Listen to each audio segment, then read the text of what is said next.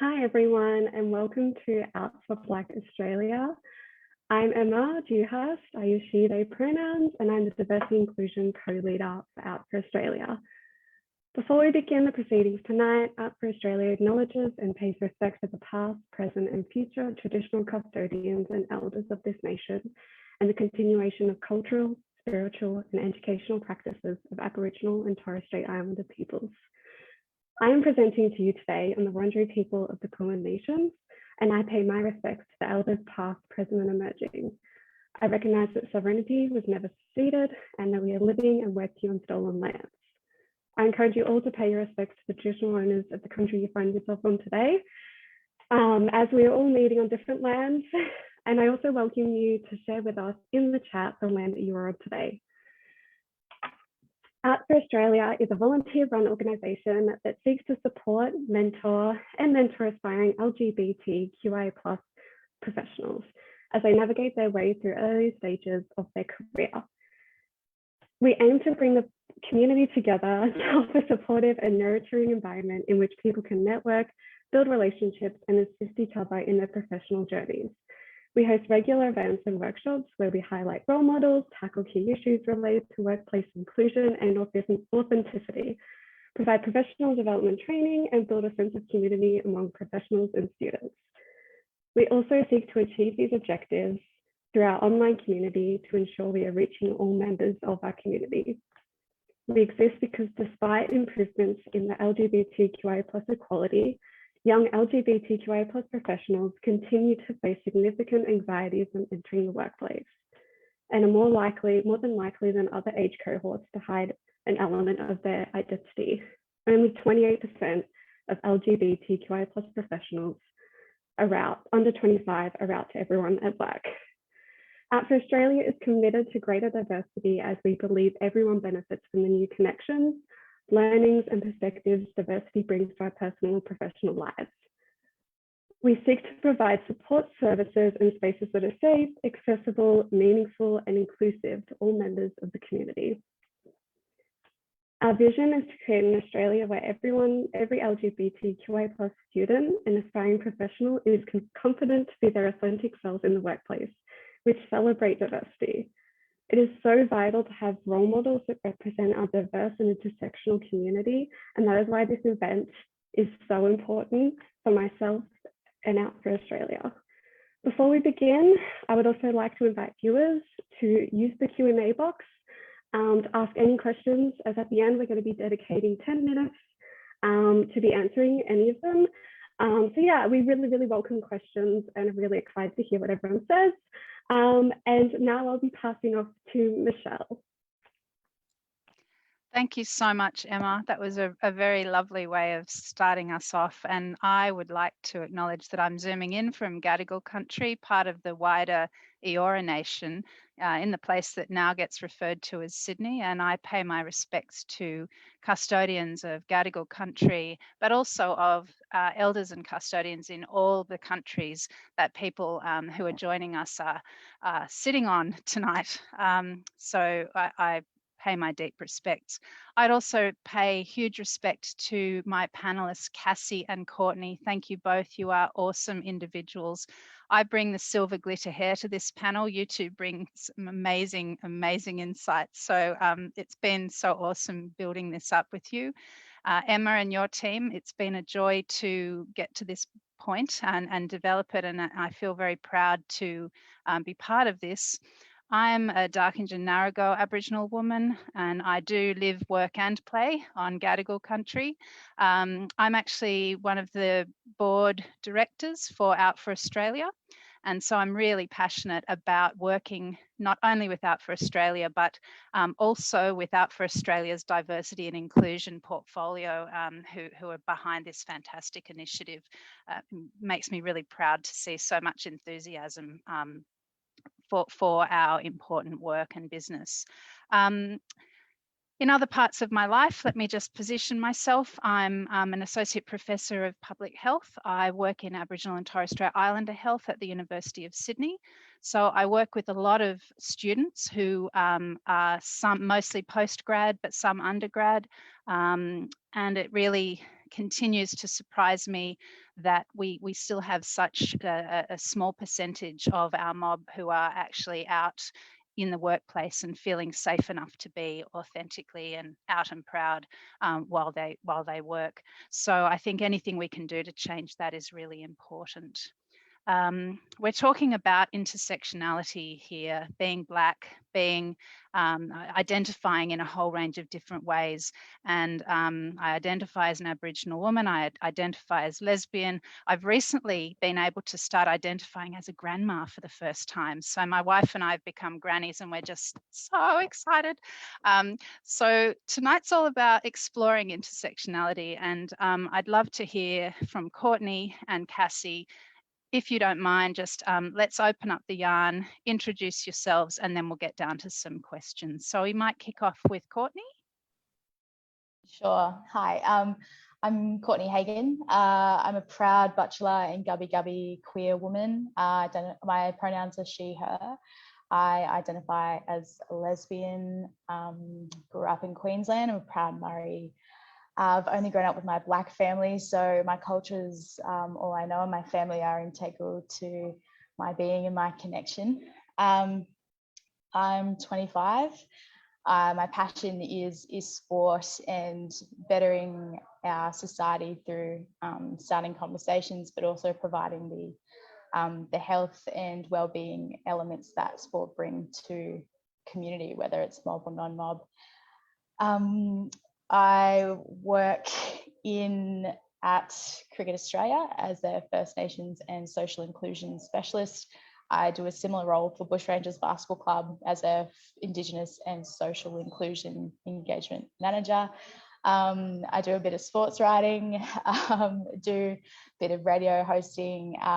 Recently started a podcast with Matika Little called Coming Out Black, which explores the intersectionalities of being both Black and queer, and also the complexities around identity, around your demographic and things like that. So we created that small community. Yeah, and it's really good to be here. I welcome everyone that's here to learn more. This is such an incredible yarn that I'm really excited to be a part of, and more so really excited to share the mic with Cass as well. So take it away, Cass.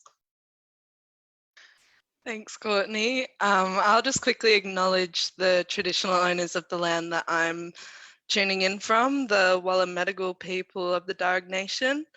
I pay my respects to elders past, present and emerging, and that goes for elders all over the country. And I'd also just like to acknowledge that as a Jujuyalenji person, I'm also a visitor on this country.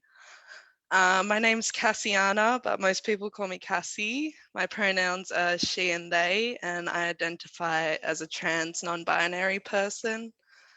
I have lived on Darug land for most of my life, but I do descend from the Jujuyalenji people. I'm currently studying a Diploma of Travel and Tourism Management at TAFE, and I have an internship with translations. And I'm really excited to be sharing my experiences and my lived knowledge. And I just want to make it clear that I'm not speaking on behalf of all queer mob, and I hope you all really enjoy tonight. Thanks. Thank you both. And Cassie, thanks for actually making that point, because so often I think we do get asked, you know, what do Aboriginal and Torres Strait Islander people think about this? What do Aboriginal and Torres Strait Islander queer people think about this? We can't answer those questions. This is coming from our lived experiences tonight. So thank you for putting that on the table. And I guess what we're trying to achieve is a bit of a yarn style here. So yarning, for those who might not be familiar with the term, is actually very close to a cultural practice that is often used to exchange knowledge and teach each other, learn from each other, communicate, talk. So that's what we really hope to achieve in tonight's session. So let's kick off the yarning by talking a little bit about intersectionality and the multiple hats that might bring to us all. I introduced a little bit about my multiple hats earlier on, but really I'd love to hear more from Cassie and Courtney about, you know, what life is like for you both as young Aboriginal and Torres Strait Islander queer amazing folk. So could we start with Cassie? Yeah, sure. I think as a genderqueer Black fat person, I can't really go anywhere without being noticed. And it can be really challenging to live within the intersections of my identities. I think something that I wanted to discuss was the inaccessibility to medical care, particularly just being treated as a cisgender European woman all the time, when I just will never be able to achieve that. And, you know, it's an issue of racism and fat phobia that exists in almost every industry. And I think particularly with medical, it should be a part of the study, that they complete Indigenous studies to get that degree, because there's just really no knowledge. When in my experience going to medical professionals, I'm just treated as a human that I am not. On the same sort of line, I also find that when I come out as bisexual to a doctor, I'm immediately pinned as someone that has a lot of unprotected sex with so many partners, when I don't give them any reason to think that, except the fact that I've come out as bisexual. So it's a combination of slut shaming and a terrible stereotype. And I just want to make clear here that bisexuality, pansexuality, queerness does not equal hypersexuality. It's not the same thing. It's completely separate, and that's okay if you're hypersexual. There's nothing wrong with that, but stop assuming that about us because it's not fair. And it's also just, that's a place you should feel safe talking about sex and talking about your partners, and those assumptions make it an unsafe space. So yeah, I think that's why I struggle with the intersections. Yeah, look, I thank you for that, Cassie. I think that I mean, I'm certainly sitting here thinking of the multiple times I've presented in health services, and I work in public health and also in health education, and I still face so many of those challenges myself in health service delivery and interactions with many health professionals who, again, look at me, make assumptions on, you know, the shade of my skin, you know, the fact that I wear the clothes I wear, I present the way I present. They assume that so many different things about me. And then, of course, they get confused when I start to talk about the fact I have adult children, and then they're just really not taking time at all to really get to know us as the people we are. So thank you for raising that as an issue. Courtney, how are you feeling about intersectionality? Yeah, well, I think it's pretty clear based on the way that I experience this, that intersectionality is just so big within our own mob, and then within our own queer mob, and then within our own, you know, vastly different identifying queer mobs. So for me, I think I kind of had the opposite experience where it was presumed that I was straight, white, you know, probably upper class as well, based on kind of where I was living and going to school. And I think that kind of put me in a different kind of harm. So I was definitely a victim of lots of casual racism and homophobia in a lot of places that I tried to create as my own safe space. And sometimes that was in places with mob, and you know, having that, not having the confidence to be out in that space as well also played a role in that. So wearing those multiple hats kind of taught me to be a little bit of a chameleon growing up. So when I was in high school, I was the first one to make friends, and I was really funny. And often actually I used casual homophobia to survive high school, if that makes any sense. I couldn't deal with that within myself. And often you hear the phrase coming to terms with sexuality, and I think I've kind of flipped that recently and calling it my enlightenment. But for me, yeah, I think it's that those multiple hats have kind of created a behaviour that you just fit into what you need to be for each person or each environment just to survive. And we often talk about the resilience of Aboriginal people, but it's actually survival. So then I think, you know, for mob who don't have that fortune to be able to skirt through until they can find their safe spaces, it's really difficult. Absolutely. I think that, you know, we're starting to think about places where we encounter some challenges or barriers around who we are, and sometimes it's in places where we're actually quite vulnerable. So, you know, it could be with mob where we're so connected, and yet we still feel that vulnerability and that space shifting, if you like, in terms of upholding culture and respect, but also, you know, feeling safe enough to present yourself.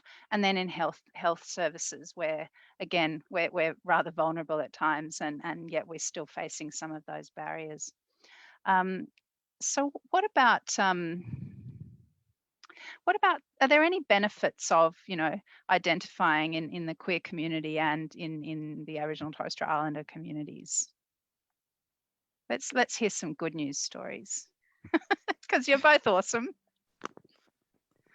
Absolutely. I think it's really cool to meet mob who also identify. I think it's like super rare, but once you meet one person, you start to meet like this massive community. And then as you go interstate or you meet other mob from other places, there's all these small little hubs, which is really, really cool. And it becomes like this little family to you. And even through creating this podcast, we've found there's this this beautiful little community that just have each other's backs, and there's just kind of no one else that will ever fully understand the complexities and the intersectionalities than mob who identify as well. So it's it can be really a great real source of power, like, you know, powerful relatedness and connection that no one else gets to have, which is pretty cool. It is really cool, and I think it's an amazing thing when you get to that point and you find your people and you find your mob, and then you realize that you feel at home, you know. And I guess, you know, I work in a university that's referred to as a sandstone university, and you know, many people work there. Some present their full selves at work and some don't, and I respect everyone's choices. When a student, you know, I often have students in both from mob and non-Indigenous students come into my office, and I can tell that they're looking on my walls and see a wedding photo of myself and my wife. They see my adult children. They see that I put fairy lights around my computer. I have a unicorn on the wall. I have rainbow post-it notes, and you know what? In many cases, I can feel a sense of relax. Now, whether it's a student who identifies as Aboriginal and Torres Strait Islander or as part of the queer community, I still feel that there's a sense of being able to feel relaxed and be themselves. And when it is someone who is from our mob, whether that's Aboriginal mob or queer mob or both, I feel like exactly what you've described, Courtney, that sense of you find your people and you can be yourself and find that support network. Absolutely. Cassie, what about you? Yeah, I think it's actually a really special thing to be a part of so many of both of these communities. You know, there are some problems with society, I guess, and the way they see us, but within our actual like queer mob, it's so safe and it's so creative and open-minded, and you find people that like you think you'll never find that really understand you, and you feel safe. And that's something that I think is really difficult to find, and a lot of people don't. So it is really special, and I wouldn't choose to be any other way. Yeah, I absolutely. Me either. Look, I something that's popping into my mind is the role models that we might or might not have had throughout our lives to date. And I guess I've had a little bit longer on the earth, and I'm really quite happy to announce that I had practically no queer role models, or role models that identified as queer, let me put it that way, certainly in my early life. And I'm curious about your opinions on, role models. Where do we find them? What role do they play for us as, as supports or otherwise? And I guess, given that Out for Australia is really focused on providing mentoring, and that developing relationships as mentors and mentees. And of course, there's an element of potential role modeling in that too. What are your thoughts? What are your experiences around mentors or role models?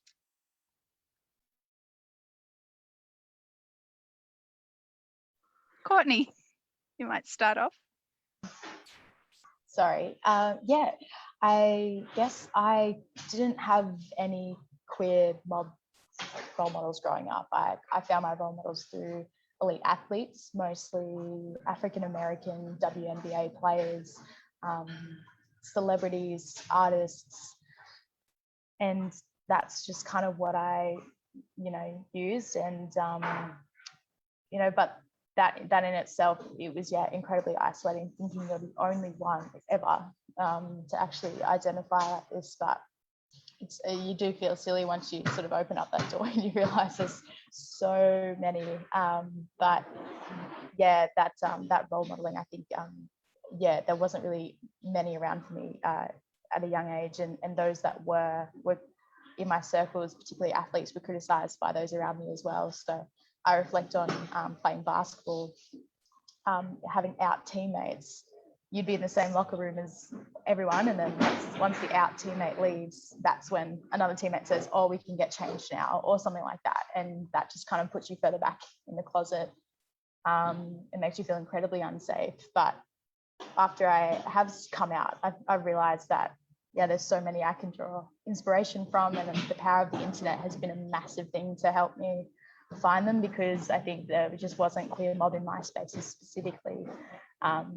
And then also, I think I tried to become a role model that I needed, and then create that space that I needed within things that I do, whether it's the way that I'm trying to integrate more culture and pride into sport, or whether it's through spaces like the podcast or in writing. But it's it's tricky, but I think we're definitely still missing a lot of people on the ground, because we exist in spaces that are a little bit invisible to young mob that are looking up for us. Actually, that's a really, really good point, and I'm interested to think about how we can take some actions to change that. And I mean, I really like what you said about you became the role model that you needed, and I think that actually made me stop and have a little breath about some decisions I made a little while ago myself, because I truly did feel an absence, not just of queer mob as role models, but role models in general. And I remember reaching quite a pivotal point in my life, feeling quite isolated, feeling very much like I wanted to be out, and felt unsafe about that, and then made a decision that actually, if I don't have it, I've got to try and step into that, and surely I'm not the only one. So I love that you became the role model that you needed. I think that that's a beautiful way of putting it, and thinking about how we can try to connect with our communities, particularly people who might not have as much access to queer communities, for example. That I certainly know that sometimes it's not easy to find your people. Any thoughts, Courtney, on how we might better support our young mob? I think it's, there's definitely a version of championing current role models, but then there's also a way of just building those connections and identifying those young who may need that, and educating our support system around them to identify that early. And I won't use the word intervene, but provide those support systems and link people to the right places that they need, that's specific to what we might assume they might be missing. So that's in the form of teachers, that's parents, that's carers, that's friends, that's sporting clubs, that's recreational clubs, that's youth services, that's local land councils, that's everyone's business. And we're seeing such a rise in kids, and obviously this is probably not 100% my space to speak on, but we've got such a rise of kids identifying as trans or wanting to transition a lot earlier in life, because in some aspects of society that's 100% okay and cool and really easy breezy to do, but in other spaces it's really hard and isolating, and parents still don't know how to deal with it. So there's just a lot of upskilling and education that can happen, and when it does happen, I think it can really relate and result into a lot less struggle, I think, for young mob. And I think before, when we're talking about being the role model you need, I think if we can give someone 10 minutes of validity, or just be people that if they go looking they can find it pretty quickly, that someone gets it and someone's been through all that so you don't have to, then I think we're on the sort of right track. Absolutely. I mean, let people be heard and seen and listened to. I think that's absolutely the story to run with. Cassie, how about you and role models or mentors? Yeah, so I guess I would just want to give a little shout out to my older siblings, both of them. They have been my biggest role models in being confident as a queer person and being openly queer. My eldest sibling did a lot of work with my parents and family that has enabled me to be safely open and out. So thank you for that. But yeah, I guess being a young person, the internet was really the place I turned to. And I did actually have access to a lot of role models. I suppose the most significant one in terms of mob was Kai Clancy. I watched all of his transition videos religiously. I had a huge crush on him, and he was like one of the first trans Black people I saw online, and he just normalized being a brother boy and talking openly about it, and that was really important to me being confident in myself. And yeah, I think Courtney, you saying that you became your own role model is just like amazing, and that's something to be so proud of. And just seeing any Indigenous queer people succeeding professionally or creating art is just so inspiring to me, and it reinforces that we are strong and that we can achieve anything we want despite the barriers in our way. And it's just really important to get that reminder every now and again. So yeah, thank you to all the queer mob that are paving the way for us. I agree. And I think we need it more than every now and again. I think we need it. We need it often.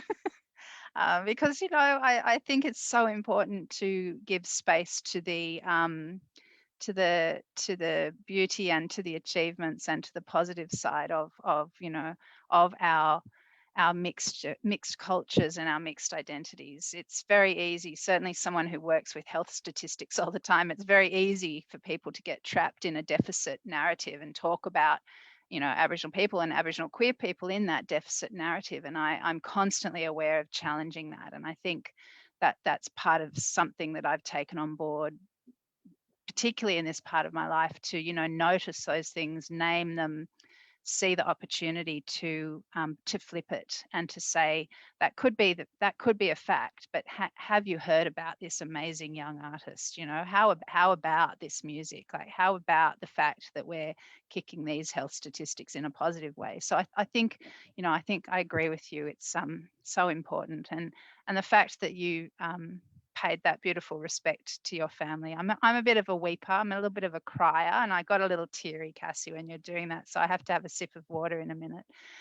Look, let's move on, because I know that there are a lot of wonderful allies, colleagues, friends, work colleagues who are really curious about how they can they can walk with us, I think, on our journeys. And I like to think about it as a shared walk. And I'd be interested to hear from both of you about, you know, how can we work together with our allies who come to us and say, what can I do? You know, how can I be a part of this? What do we say to those people? Because other than great idea, come on board, but what are some practical, you know, ideas from your point of view? Cassie, do you have? Yeah, I think that allies and straight and cis people underestimate what small gestures can do to create just a welcoming space. And a welcoming space means we feel comfortable to be ourselves and to be out. So it's just small things like maybe state your pronouns when you introduce yourself to someone, and then I know it's safe to share mine as well. Or even just like take a minute to question your own gender and your own sexuality and understand sort of where we're coming from when we say like our gender is very important to us, and you know, because of these reasons, like why is your gender important to you?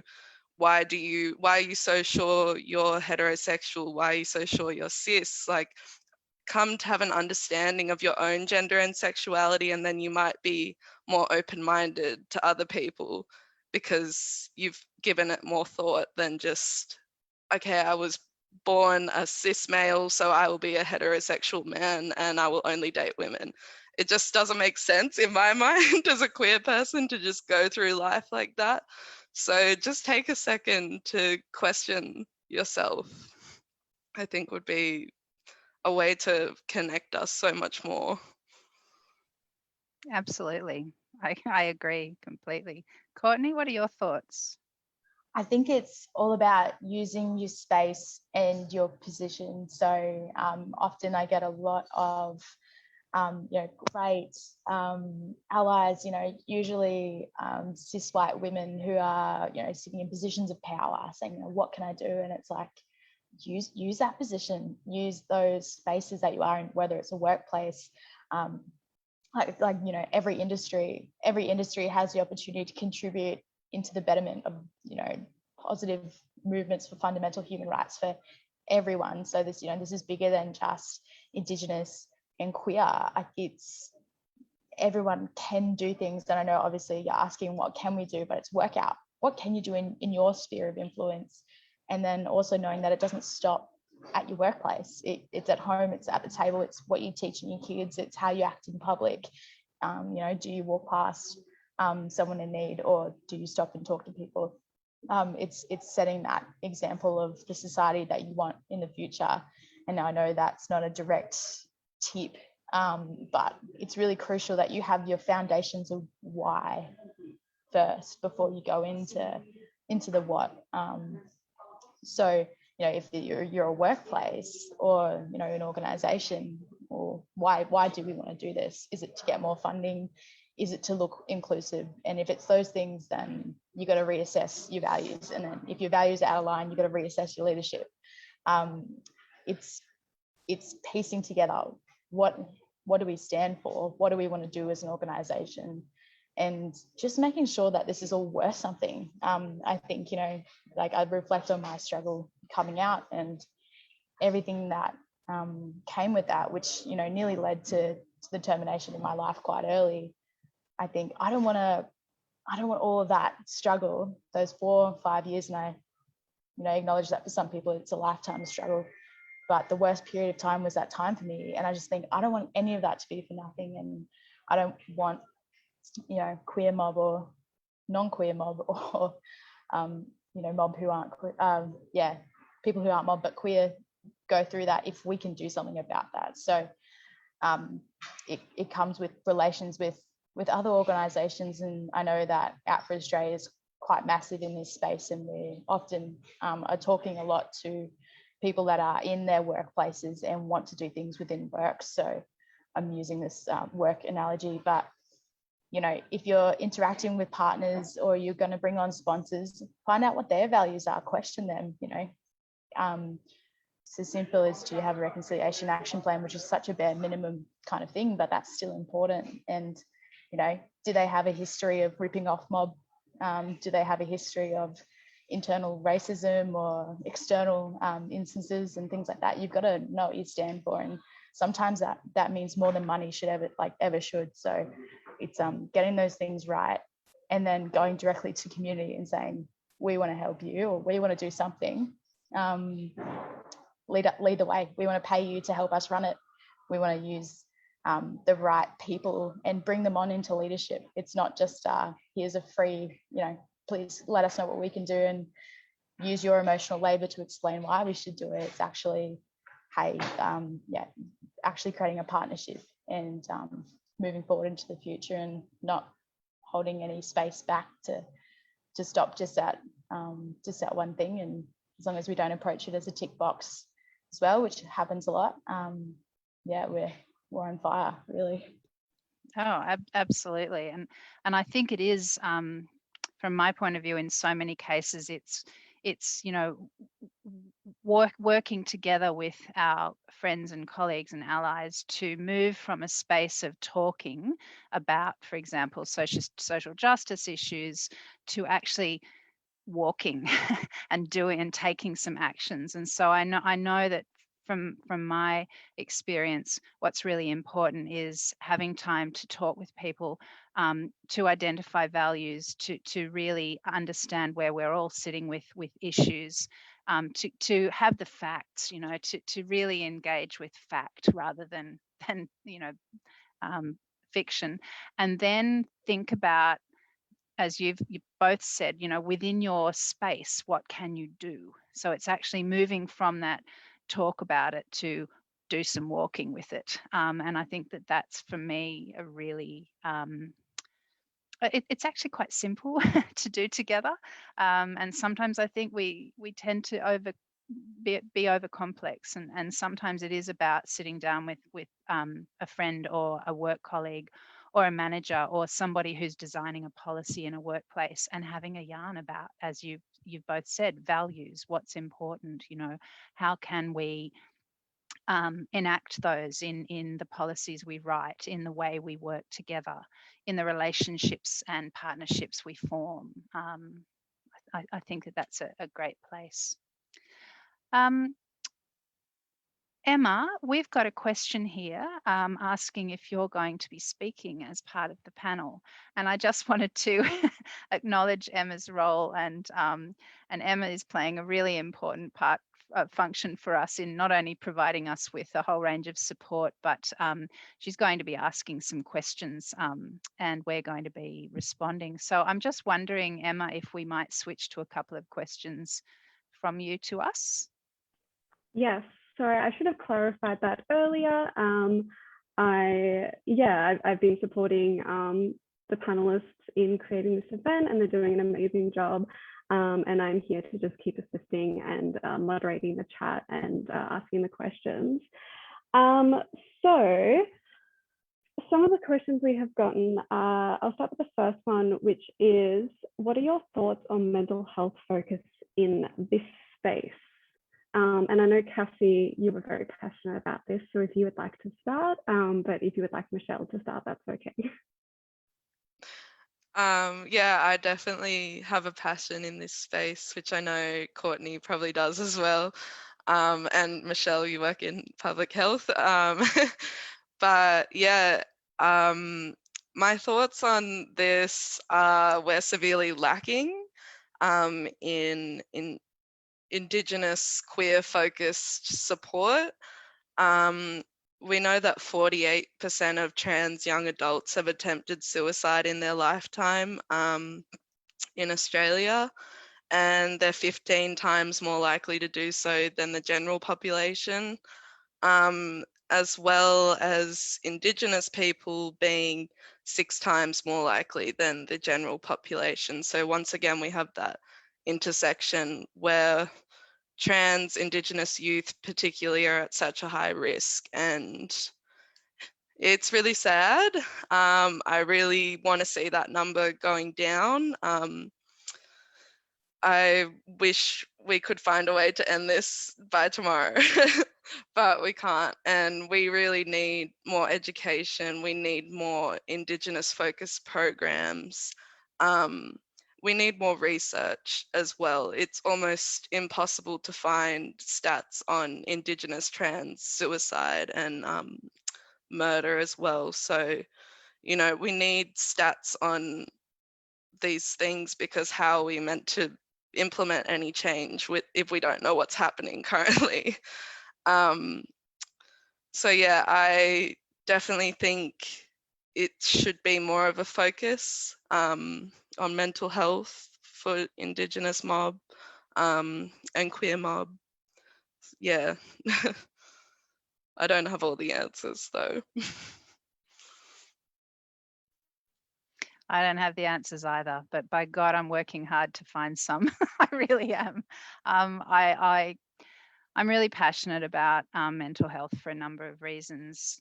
My own lived experience of impaired mental health and the challenges that presented to me at various times in my life. I'm also passionate because of all of the things that Cassie's just raised and so much more. And because part of my professional role connects me with Aboriginal and Torres Strait Islander health professionals and health workers, I've taken in recent years a bit of a switch to focusing far more on education around what I'm referring to as social and emotional well-being, which for mob includes mental health, but it includes the really other important factors that contribute to our well-being: connection to country, connection to culture, family connections, addressing trauma, trauma-informed practice, and having all of that grounded in culture. And so, you know, that for me, that professional shift has so many layers of meaning and importance, and I'm committed to keep working in that space. Yes, we definitely need more very targeted research, and what I would love and what I'm trying to pull together is research that's led by our mob, by our Aboriginal and Torres Strait Islander mob and our queer mob. So that, I think, is where we're going to start seeing, you know, better understanding things, so that we can then develop some strategies, I guess, some support strategies. So I guess it comes down to what you can do within the space you've got in your life. And I think that in terms of mental health, that's what I think I can try to contribute. Yeah, I'm going to pass to Courtney now. Thank you. And yeah, I couldn't echo more of what you both said. So I really appreciate that. And I wanted to actually take this moment to address a question that we did get just through the Q&A box earlier. I'm not sure if we were going to answer it or not, but I actually wanted to shout out to the individual that sent it, because I know they do a lot in the queer Indigenous activism space. And their question was about, well, if we're serious, why don't we do social justice work? And for me, yeah, I'm 25 and only came out when I was 21. I'm just finding my feet as a young person. And for me, social justice may look a little bit different to others, but it's definitely something that's at the forefront of what I do. It just might look a little bit different because it's internal. And I think majority of us here in the panel, we all exist in spaces that were built systematically off, you know, white patriarchy as part of colonization, and to no fault of its own now, we do have a lot of genuine, amazing people in all of these spaces. We still have that stereotype, that history that we're all dismantling, and that is social justice work within itself. And for me anyway, I feel I've got such an important role to keep dismantling those messages and to continue to do this work, this really hard work from the inside. So then it's a lot easier for us on the outside to continue to do that work in the social justice space. But I really appreciate the question and welcome any collaboration and connection that you would like to have.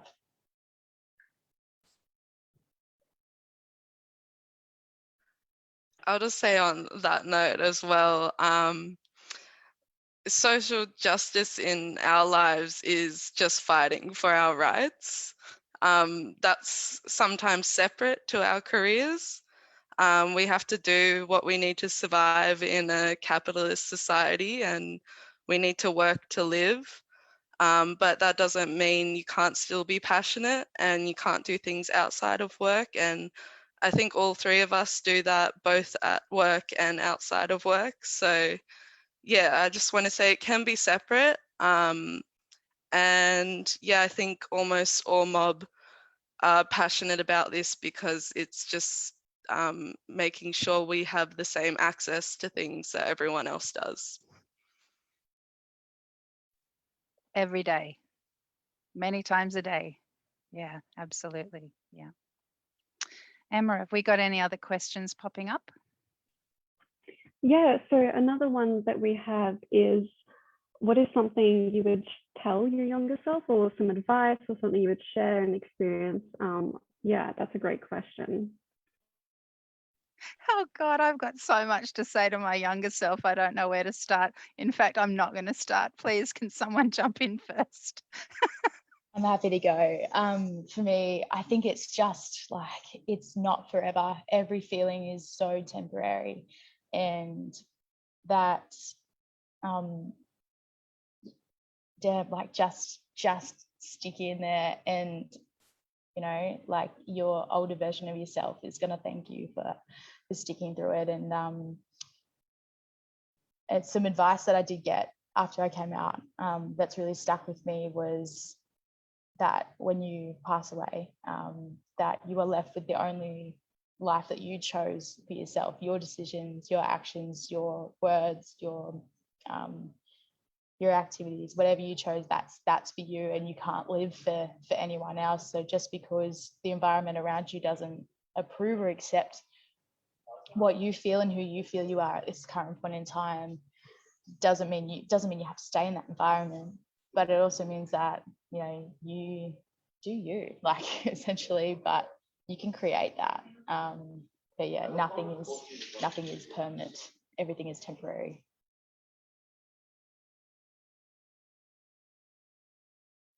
Go, Cassie, please save me.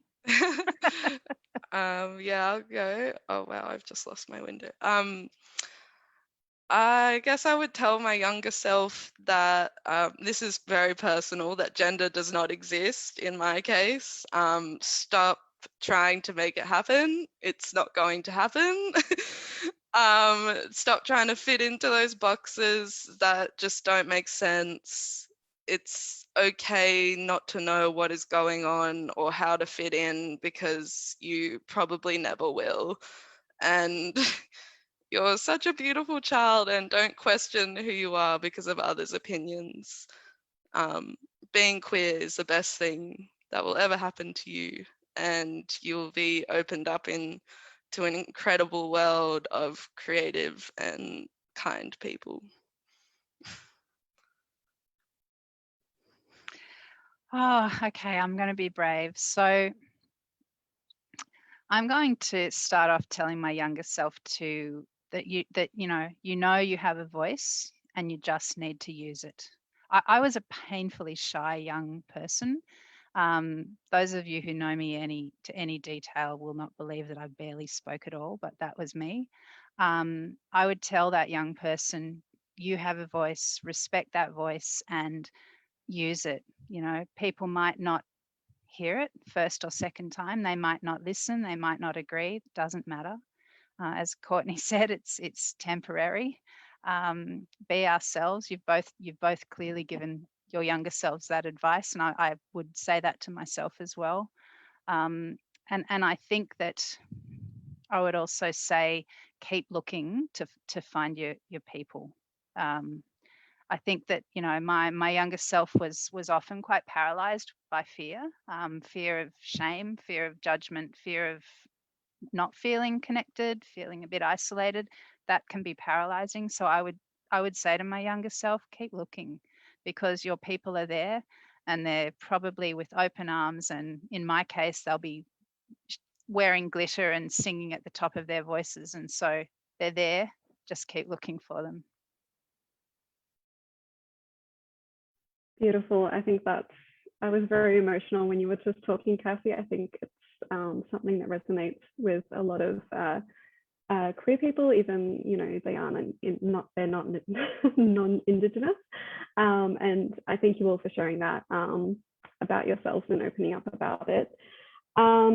So Michelle, I don't know if you can see the one in the chat, but we have been sent another one in. I think your discussion is important. Michelle, can you tell us how some of these things might be happening for SEWB, particularly when Telethon Kids in Western Australia was funded a huge grant to work within 14 to 25 Indigenous LGBTQI+ youth across Australia.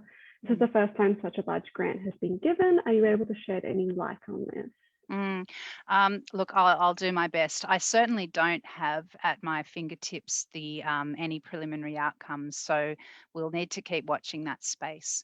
But certainly I acknowledge that it was a great milestone to see that particular research being funded. It was a pretty hefty amount of money that was put towards our youth, our Indigenous youth, in fact, very, very targeted age group, very targeted cohort.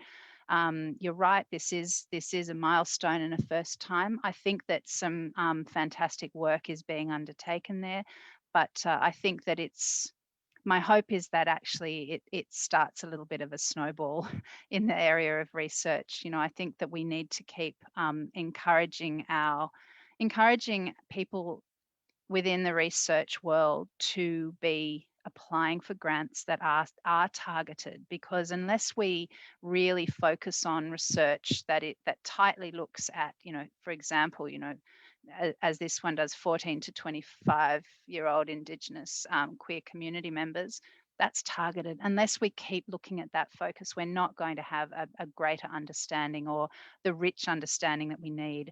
And so I see it as a fantastic opportunity for others to follow and keep applying for those research grants. And when you do, actually get mob involved, like bring us along, invite us into those research applications. And when I say us, I'm talking about Aboriginal and Torres Strait Islander people who, you know, regardless of other identification, get us in there.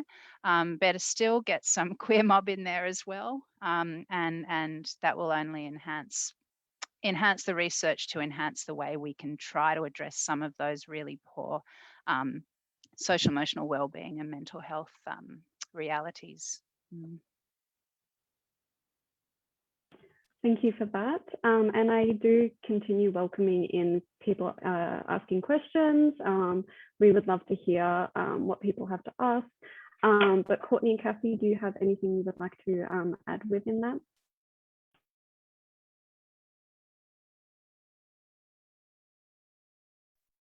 All right. Oh no, Cassie, you go. No, I was just gonna say I'm not aware of a lot of this, so I don't have much to add. But yeah, I completely agree with what Michelle's saying.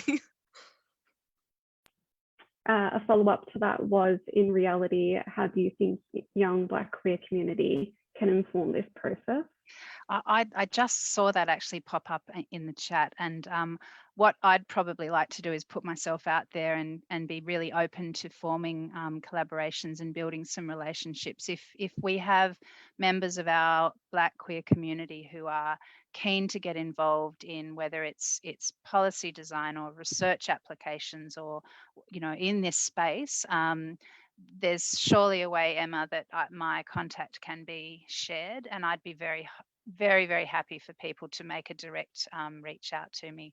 Not that I have access to all of this at my fingertips, but together we might be able to make, you know, some really nice work together. Yeah. If you do want to pop your email in the chat, that can be sent to Michelle, and she will have access to that. That would be great. Yes. Another question we got sent through, and feel free, you don't have to answer this if you're not comfortable, but what were your family's perceptions of queerness, and what was that like coming out?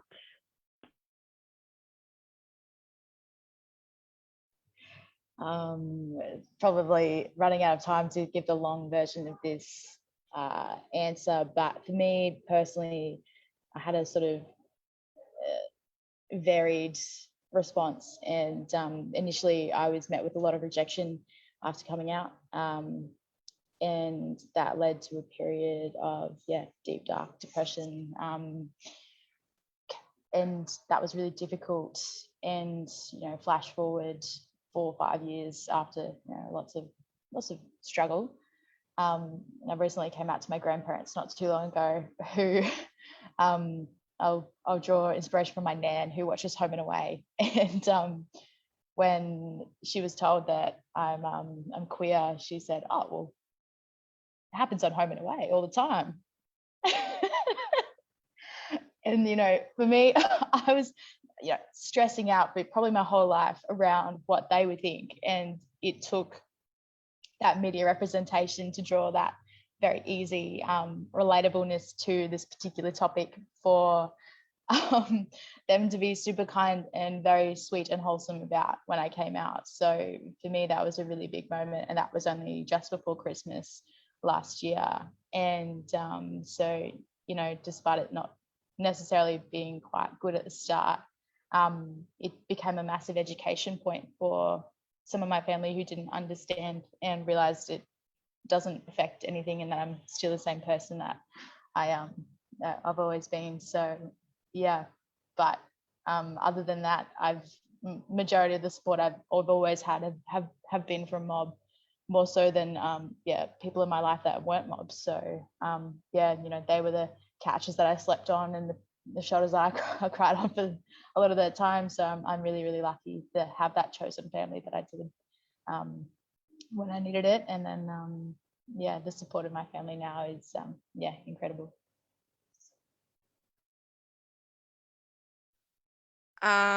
Well, my family, I suppose I don't really know their perceptions on queerness. It's not really spoken about unless you're bringing a new partner home. We just sort of, accept whoever walks in the door, I suppose.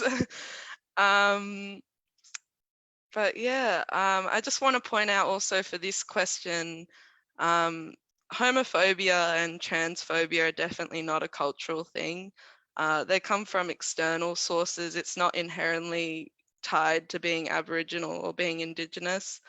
So this original question was cultural perceptions, but I suppose that doesn't really exist about queerness. It's usually just usually, I'm saying, I know this isn't relevant to everyone, but it's generally accepted.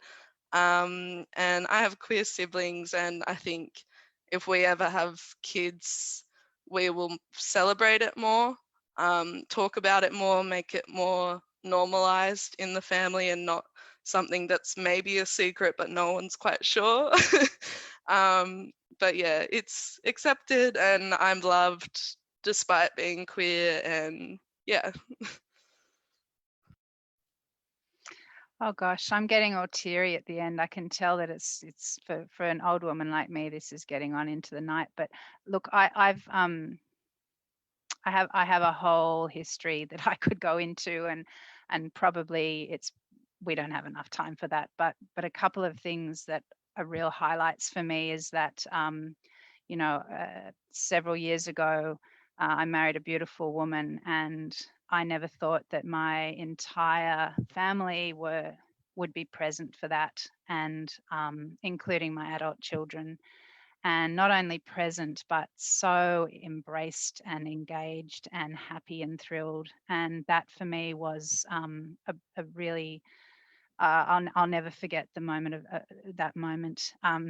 Another particular story around family and sort of trying to get heads around me was one of my little nephews sat me down once and started playing me a range of Katy Perry songs and said, she talks about being gay. Now, gay is happy and gay is gay. And Auntie Shell, I think you're both. So that was a pretty big highlight for me as well. So I'm going to leave it at that. Thank you so much for all of you sharing everything tonight. I think we have to finish up there, unfortunately. I wish this night could go on and on, but I do want to have a thank you to everyone that came out tonight, that listened and participated in asking questions and sharing that the land that they are from. I also want to thank Kathy, Courtney, and Michelle for their time and dedication to help this. We were just saying before this that it has taken a lot to get to this moment in the planning. So I thank you for all so much for your time, and I appreciate it so much. I also want to have a big thanks to everyone that supported this event in helping, guiding me, and doing all the technical things that I am unable to do. So thank you so much, everyone, tonight. I really, really appreciate it, and I appreciate everyone's time. And that is all from us tonight. So thank you. Thank you, Emma, for organising this, and Tanya as well. Yeah, absolutely. Thank you. So Bye.